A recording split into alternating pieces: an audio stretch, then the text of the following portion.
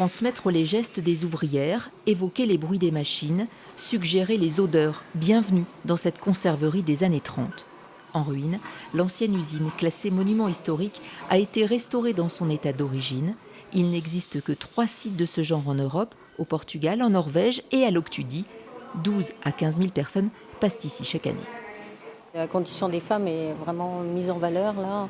On voit bien la difficulté de vie, la difficulté de travail, le fait qu'elles doivent se tenir disponibles à tout moment parce que les journées de travail ne sont pas linéaires et c'est en fonction de l'arrivée du poisson. C'est impressionnant de voir toutes ces anciennes machines, nous on ne connaissait pas du tout, donc à part acheter des boîtes de sardines.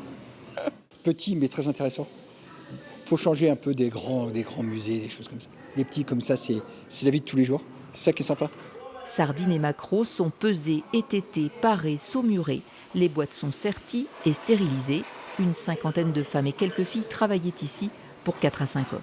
Ce n'était pas une occupation. C'était un réel métier.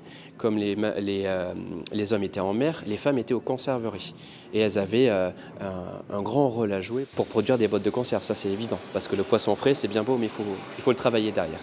Payées aux milles de sardines, les femmes obtiennent un salaire horaire après la grande grève des femmes d'usine de Douarnenez. C'est un véritable hommage aux sardinières du temps passé, qui sont avec un travail extrêmement dur, harassant, par tout temps, dans des odeurs. Ce qui rappelle aussi cette année 2024, les 100 ans aussi de ces grandes grèves qu'il y a eu, de ces grandes grèves sociales. En 1936, la sardine disparaît et l'usine manque de mettre la clé sous la porte. Mais c'est finalement la concurrence étrangère qui aura raison de la conserverie locale.